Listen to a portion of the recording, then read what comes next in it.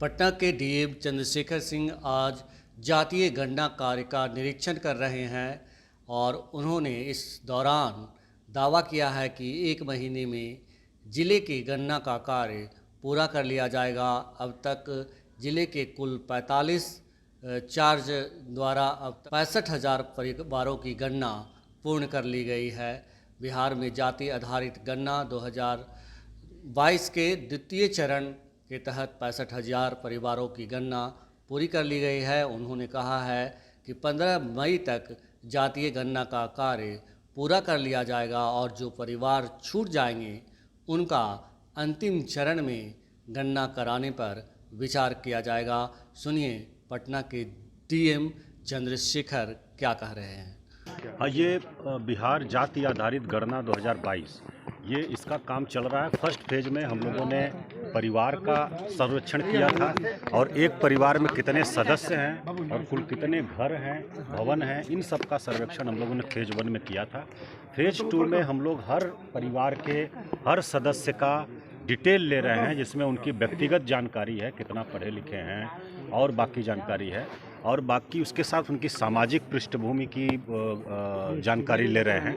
फिर उनकी आर्थिक स्थिति क्या है, शैक्षणिक स्थिति, ये सब चीज़ें हम लोग फेज 2 में ले रहे हैं।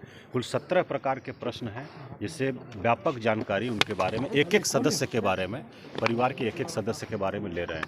फेज 1 में पटना ज़िले की बात हम लोग करें तो लगभग 13,69,000 परिवार सर्वे में आए थे और सदस्यों की बात करें हम लोग तो लगभग 73 लाख सदस्यों की संख्या थी, जो कि एक तरह से जनसंख्या है। और अभी फेज 2 में हम लोगों ने शुरू किया है और लगभग हम लोग 65,000 परिवारों का अभी तक पूरा डिटेल ले चुके हैं। एक परिवार की गणना करने में प्रगणक को लगभग आधे घंटे समय लग रहा है, तो उस हिसाब से चल रहा है। लेकिन हम लोग शुद्धता पर ज़्यादा जोर दे रहे हैं कि डेटा शुद्ध हो, प्रामाणिक हो और हड़बड़ी नहीं करें, आराम से सब सूचनाएं लेकर के एकत्रित करें और भरें। और 2 फॉर्म में चल रहा है, एक तो हार्ड कॉपी में भी प्रपत्र, एक परिवार के लिए पूरा एक प्रपत्र दिया हुआ है और उसमें लगभग 15 सदस्यों का डिटेल भरा जा सकता है। उससे अधिक अगर सदस्य हैं, कोई संयुक्त परिवार है, तो उसमें फिर दूसरा प्रपत्र उनको उपलब्ध कराया जाएगा डिमांड पर। और बाकी उसके बाद हम लोग जो पोर्टल बना है उस पर भी ऑनलाइन एंट्री करा रहे हैं साथ साथ। और इससे फ़ायदा ये होगा कि जैसे ही गणना कंप्लीट होगी, ऑनलाइन एंट्री अगर उपलब्ध रहेगी तो उसको डेटा का प्रकाशन और उसका एनालिसिस बहुत ही आसानी से और बहुत ही जल्दी किया जा सकेगा। तो हम सभी लोग मॉनिटर कर रहे हैं और राज्य स्तर से भी लगातार मॉनिटरिंग हो रही है।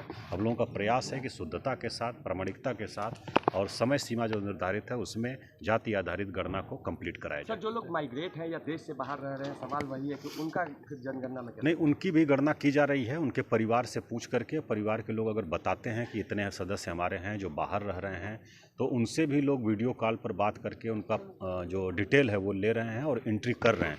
जो लोग बाहर हैं वो किस प्रदेश में रह रहे हैं इसकी भी जानकारी अब प्रपत्र में ली जा रही है और किस देश में रह रहे हैं इसकी भी जानकारी ले जा रही है। शुरू में सिर्फ बिहार या बिहार के बाहर इस प्रकार का वो था, व्यवस्था प्रावधान था, लेकिन जो इसका शुरुआत हुई और माननीय मुख्यमंत्री जी बख्तियारपुर में जाकर के देखे, खुद प्रपत्र को जानकारी भी अपनी दिए, उसमें उन्होंने निर्देशित किया कि बिहार से बाहर रह रहे हैं सिर्फ इतना पर्याप्त नहीं है, बल्कि बिहार से बाहर किस प्रदेश में या किस देश में रहें उसकी भी जानकारी ली जाए।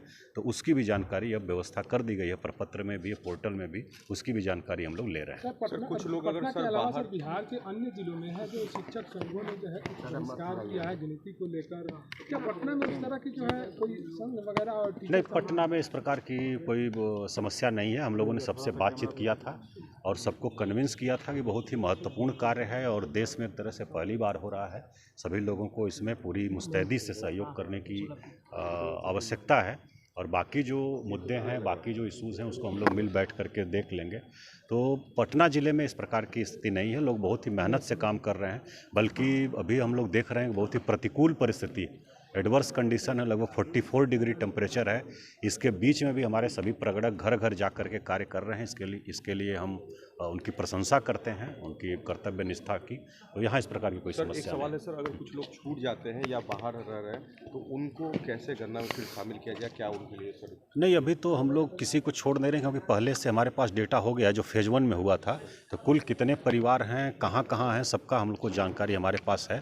कोई छूटने का चांस नहीं है। अगर इस प्रकार प्रकार की कोई सूचना हम लोगों को मिलती है तो जो लास्ट फेज हमारा रहेगा कुछ दिनों में, उसमें हम लोग विचार करेंगे। सर सेकंड फेज का ये जातीय जनगणना कितने दिनों में, क्या कुछ टारगेट रखा गया है? 15 मई तक कंप्लीट करने का टारगेट है और हम लोग प्रयास कर रहे हैं 15 मई तक इसको कर लें। Thank you.